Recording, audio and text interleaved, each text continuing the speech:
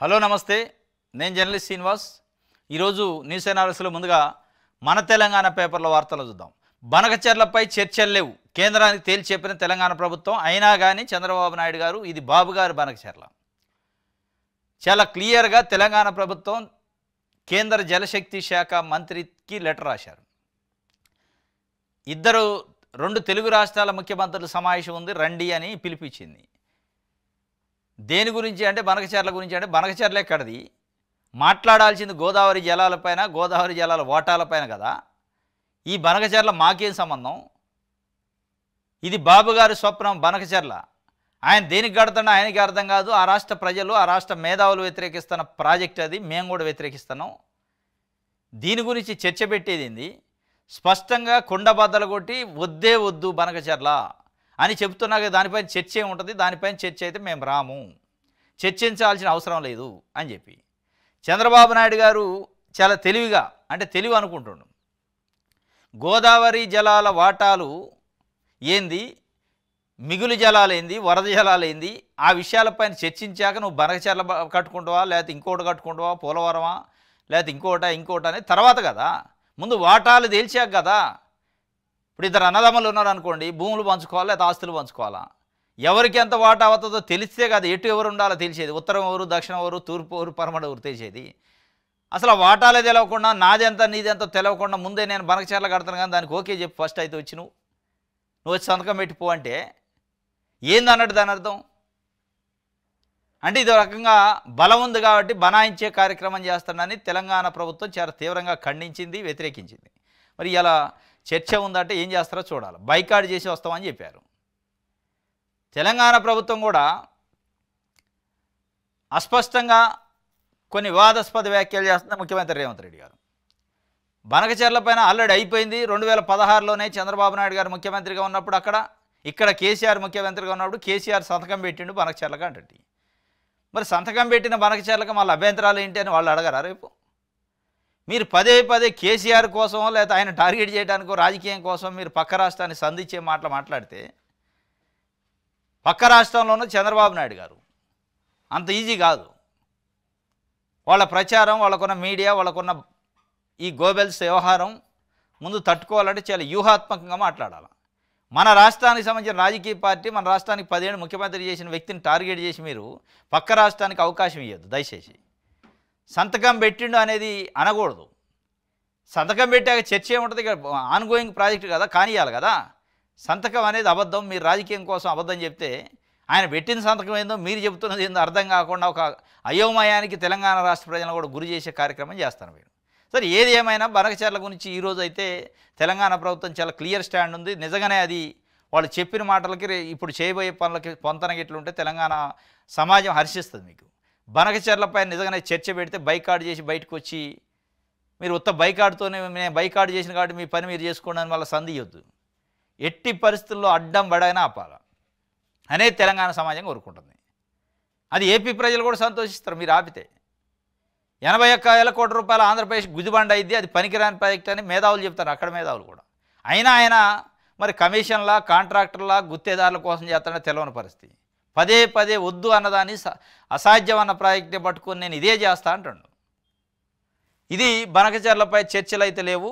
తెలుగు రాష్ట్రాల సీఎంల సమావేశం ఎజెండా నుంచి బనకచెర్లను తొలగించాలి. ప్రాజెక్టుపై ఇప్పటికీ ఎన్నో అభ్యంతరాలు తెలిపిన తెలంగాణ చట్టాలను, ట్రిబ్యునల్ తీర్పులను ఉల్లంఘిస్తున్న బనకచెర్ల కేంద్ర జలశక్తి కార్యదర్శికి రాష్ట్ర ప్రభుత్వ ప్రధాన కార్యదర్శి ఘాటు లేఖ. ఎజెండాలో తెలంగాణ ప్రతిపాదనలు చేర్చాలని డిమాండ్.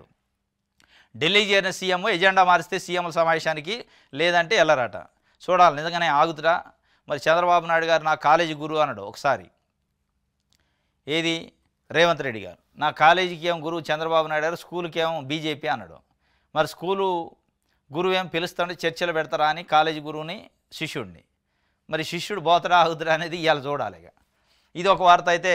గవర్నర్ చెంతకు రిజర్వేషన్లు ఆర్డినెన్స్. స్థానిక సంస్థలో బీసీలకు 42% రిజర్వేషన్లు కల్పించడానికి చట్ట సవరణ ప్రతిపాదన.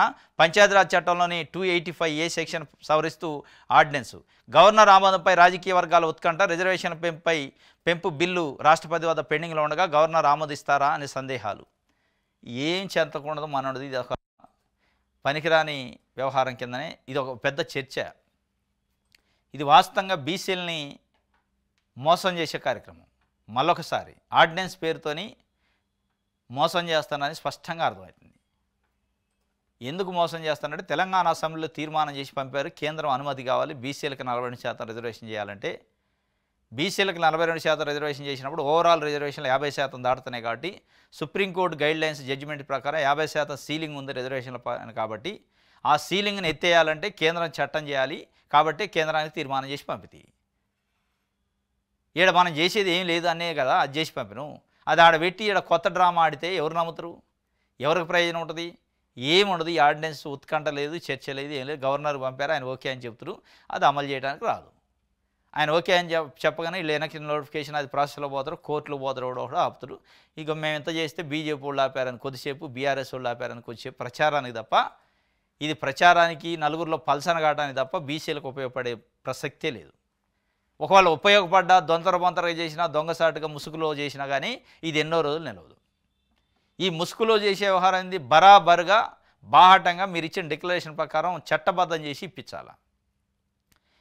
ఈ ముసుగులో చేసి నేను చేసినా అని అనిపించటం తప్ప అది నిలబడేది కాదు. ఎందుకంటే మనం గతంలో చూసిన ఎస్సీ వర్గీకరణ పైన జీవో చేసి చంద్రబాబు నాయుడు గారు 2004 ముందు ఎస్సీ వర్గీకరణ చేసి అమలు చేసి చూపించిండు 1 or 2 years. దాని తర్వాత కోర్టుకు పోయారు, ఆగిపోయింది. మళ్ళీ అది కోర్టు నుంచి రిలీఫ్ కావడానికి 30 సంవత్సరాలు పట్టింది. ఇక అట్లే ఉంటుంది ఇది. రైట్.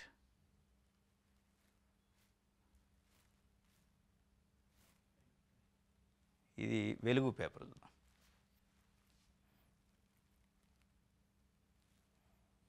గోదావరిలో అసలు వరద జలాలే లేవు, బనకచెర్ల నిర్మాణం అసాధ్యమని వెదిరే శ్రీరాము చెప్తుండు. ఆ నదిలో సగటు ప్రవాహాలు లెక్కిస్తే ఉన్నది 1138 టీఎంసీలే. అందులోనూ బేసిన్లో అన్ని రాష్ట్రాలకు వాటా ఉంటుంది. ట్రిబ్యునల్ అవార్డు సిడబ్ల్యూసీ నిబంధనలకు బనకచెర్ల విరుద్ధం. ఏపీ చెబుతున్న వరద జలాలని ఊహాజనితమే. ఆ ప్రాజెక్టుతో తెలంగాణతో పాటు బేసిన్లోని రాష్ట్రాలకు నష్టమే. టీజేయు నిర్వహించిన మీట్ ద ప్రెస్లో పీపీటీ చెప్పిండు వెదిరే శ్రీరామ్ అని కేంద్ర జలశక్తి శాఖ మాజీ సలహాదారు. ఆయన చాలా స్పష్టంగా చెప్తుండు. గోదావరిలో ఆయన దాంట్లో నీటి రంగంలో చాలా నిష్ణాతుడు, దానిపైన చాలా పనిచేసిండు. ఆయన చాలా స్పష్టంగా చెప్తుండు, గోదావరిలో అసలు వరద జలాలు లేవు, మిగిలి జలాలు లేవు. ఎక్కడి 1130 టీఎంసీలు నీళ్ళు ఉంటాయి మొత్తం గోదావరిలో. దాంట్లో బేసిన్లు, రాష్ట్రాలు అన్ని వాటాలు ఉంటాయి దాంట్లోనే. ఈ బనకచెర్ల గడితే గోదావరి బేసిన్లో ఉన్న అన్ని రాష్ట్రాలకు నష్టమే, దాంట్లో డౌటే లేదు. వరద జలాలు లేనే లేవు అంటాడు. పదే చంద్రబాబు నాయుడు గారు ఏం చెబుతారు? నేనేం ఉట్టినే పోయే నీళ్ళని కానీ వాడుకుంటున్నా, మిగిలి జలాలు, వరద జలాలు. ఎవరు చెప్పారు మిగిలి వరద అని? ఎక్కడ ఉంటుందో వరద? ఎన్ని రోజులు ఉంటుందో వరద? మీరు అన్నట్టు 120 రోజులు వరద ఉంటుందా? ఈ సంవత్సరం ఉంది. జూన్లో వర్షాలు లేవు, జూలైలో వర్షాలు లేవు. ఇంక వర్షాలు పడేది ఎప్పుడు? పడితే ఆగస్టు, సెప్టెంబర్ మొత్తం కూడా ఉండవు. మొత్తం తిప్పినా నెల రోజులు లేదు. ఇది కాదు కదా ఊహాజనితంగా నీకు నువ్వే ఊహించుకొని, మీకు మీరే ఊహించుకొని ఇన్ని నీళ్ళు ఉంటాయి ఇది అని అనుకుంటే మీ సొంతం కాదు కదా, మీ ఎస్టేట్ కాదు కదా. దీనికి భారతదేశంలో ఉన్న ఇతర రాష్ట్రాలు ఉంటాయి, గోదావరి జలాలకు ఎఫెక్ట్ అయ్యే రాష్ట్రాలు, ఆ రాష్ట్రాల అభ్యంతరాలు అన్నీ ఉంటాయి కదా. మీరేదో అడావుడిగా 81,000 కోట్ల రూపాయల కాంట్రాక్ట్ ఎవరికి ఇవ్వాలని చెప్పి బడా కంపెనీలకి, కాంట్రాక్టర్లకి వాళ్ళ కోసం మీ తపనంత పడితే మీరు ఎట్టి పరిస్థితుల్లో ఫెయిల్ అవుతారు, బదనం అవుతారు. ఇగో బనకచెర్ల కాంట్రాక్టర్ల కోసమే ఇప్పటికే 10 లక్షల కోట్ల అప్పుల్లో ఏపీ కొత్తగా బనకచెర్ల కోసం 82,000 కోట్ల లోనుకు రెడీ. ప్రాజెక్టు ఆచరణ సాధ్యం కాదని కేంద్ర సంస్థలు చెబుతున్నాయి. ఏపీ సర్కార్ బేఖాతరు. ఏపీ పాలిటే తెల్ల ఏనుగవుతుందంటూ ఎక్స్పర్ట్స్ హెచ్చరిస్తున్న డోంట్ కేర్. బనకచెర్ల కాంట్రాక్ట్ కోసం ఇప్పటికే రంగంలో దిగిన ఓ బడా ఏజెన్సీ తనకు కాంట్రాక్ట్ ఇస్తే తెలంగాణ సర్కార్ను ఒప్పిస్తానని బంపర్ ఆఫరు. 50,000 కోట్ల పనులకు ఏపీలో సబ్ కాంట్రాక్టర్ లిస్టులు రెడీ. తమకు రావాల్సిన కమిషన్లు వచ్చాక ప్రాజెక్టు ఫెయిల్ అయితే దాన్ని కృష్ణా నీళ్లతో భర్తీ చేసే కుట్ర. ఏపీలోనూ తప్పుబడుతున్న మేధావులు, ఆర్థిక నిపుణులు, ఆలోచన పరుల వేదిక ఆధ్వర్యంలో బనకచెర్లకు వ్యతిరేకంగా పోరుబాట. ఇది 50,000 కోట్ల పనులకి ఏపీలో సబ్ కాంట్రాక్టర్లు. ఇదే అనమాట అసలు బనకచెర్ల ఉద్దేశం. ఏంటంటే బాబుగారు బనకచెర్ల ఉద్దేశం 81,000 కోట్ల రూపాయలు ఒక బడా కాంట్రాక్ట్ సంస్థకు అప్పచెబుతాడు. ఆ బడా కాంట్రాక్ట్ సంస్థ ఏ స్థాయికి పోయిందంటే అవసరమైతే తెలంగాణ ప్రభుత్వాన్ని నేను మేనేజ్ చేస్తా, నాకు కాంట్రాక్ట్ ఇస్తా అంటే ఇచ్చి నేను కాంట్రాక్ట్ తీసుకున్నాక ఒక 50,000 కోట్ల రూపాయల సబ్ కాంట్రాక్టర్లు మీ పార్టీ వాళ్ళకి, మీ నాయకులకి, మీరు చెప్పిన వాళ్ళకి ఇస్తా. మీ కులపోలకో, మీ సామాజిక వర్గం, మీ పార్టీ నాయకులకి ఇస్తా. మీరు బాగుపడండి, ఆ డబ్బులు తెచ్చి మళ్ళీ రేపు ఎన్నికల్లో పెట్టండి అని చెప్పినట్టే ఉంది. మీరు కేవలం 2029 ఎన్నికలను దృష్టిలో పెట్టుకుని ఆర్థికంగా బలపడటం కోసం మీ పార్టీ క్యాడరు, నాయకులు చేసే బనకచెర్ల లెక్క ఉంది. కానీ ప్రజల కోసం బనకచెర్ల లెక్క ఏదని చాలా స్పష్టంగా వెలుగు పేపర్ వార్త రాసింది. ఇదనమాట. ఇదే విషయాన్ని సిపిఐ పార్టీ జాతీయ కార్యదర్శి నారాయణ గతంలో చెప్పిండు. ఈ బనకచర్ల కాంట్రాక్టర్ల కమిషన్ల కోసం తప్ప రాష్ట్రం కోసం కాదు, ఆలోచించండి చంద్రబాబు నాయుడు గారు అని చెప్పిండు.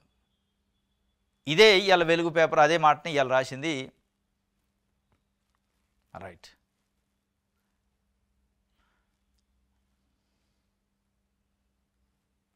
బనకచర్లతో తెలంగాణకు అన్యాయం జరగనేమో, ఈ విషయంలో రాష్ట్రానికి అండగా ఉంటాం కేంద్ర మంత్రి బండి సంజయ్ చెప్తుండు. సీఎం రేవంత్ రెడ్డి మన వాదన గట్టిగా వినిపించాలి, ఏ రాష్ట్రానికి అన్యాయం చేయబోమని కేంద్రం హామీ ఇచ్చింది. బీసీ రిజర్వేషన్లతో ముస్లింలకి లబ్ధి, బీసీ జాబితా నుంచి ముస్లింలు తొలగించాలని డిమాండ్. బనకచర్లతో తెలంగాణకు అన్యాయం జరగనేమో అంటుండు. కరీంనగర్లో కూర్చొని కాదు చెప్పాల్సి, మీరు ఢిల్లీ పోయి 8 మంది ఎంపీలు 2 మంత్రులు ఉన్నారు. మీరు పోయి సిఆర్ పాటిల్ దగ్గర అమిత్ షా దగ్గర కూర్చొని ఎట్టి పరిస్థితుల్లో బనకచర్ల విషయంలో బేరగిచ్చి చెప్తున్నా, ఎట్టి పరిస్థితుల్లో ఒప్పుకునేది లేదు, తెలంగాణకి అన్యాయం జరిగింది, చంద్రబాబు నాయుడు గారు కుయుక్తులు ఏడ పారవు అని గట్టిగా చెప్పి రావాలి.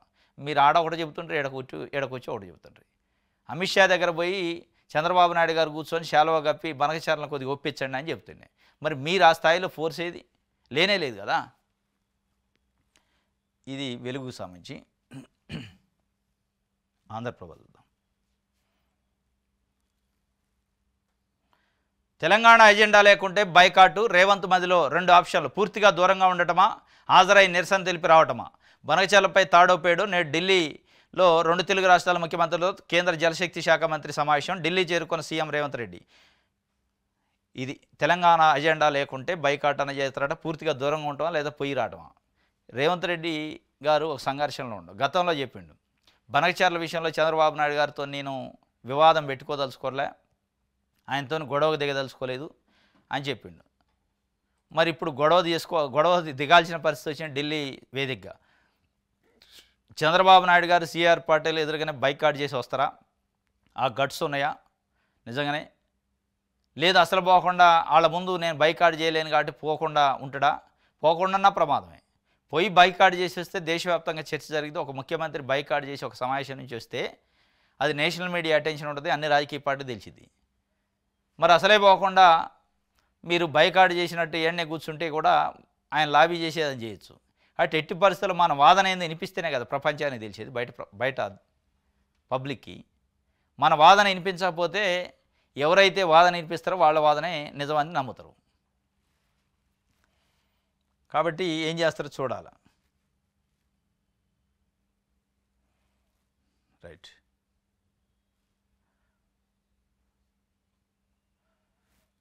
ఇది ఆంధ్రప్రభ. నమస్తే తెలంగాణ. ఆంధ్రజ్యోతి చూద్దాం.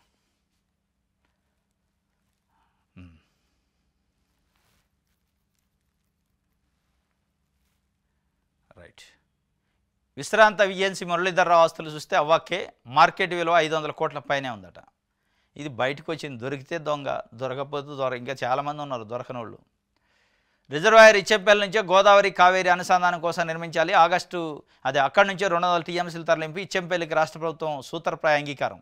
సీఎంల భేటీలో ఎజెండాగా మార్చాలని లేక 100 మీటర్లతో నిర్మిస్తే మేడిగడ్డకు ప్రత్యామ్నాయం. గతంలో అభ్యంతరం తెలిపిన గోదావరి బనకచర్ల కౌంటర్గా తాజాగా తెరపైకి తెచ్చారు. మీరు బనకచర్ల పోలవరం నుంచి కాకుండా ఇచ్చెంపల్లి దగ్గర నుంచి తీసుకుంటే మాకు అభ్యంతరం లేని తెలంగాణ సూత్రప్రాయంగా చెప్పిందట. ఇప్పుడు పీటముడి పడే అవకాశం ఉంది. నిజంగా కేంద్రం పక్షపాతం లేకపోతే పూర్తిగా బనకచర్లని పక్కన పెట్టేసి ఇచ్చెంపల్లి నుంచి మీరు నీళ్ళు తీసుకోండి అని చెప్పింది. దీనికి మరి ఏపీ చెప్పిద్దా? ఓకే. లేదంటే వాళ్ళ ఎజెండా కాంట్రాక్టర్లు కమిషన్లు అయితే మట్టికి ఒప్పుకోదు. రైట్. ఈనాడు చూద్దాం.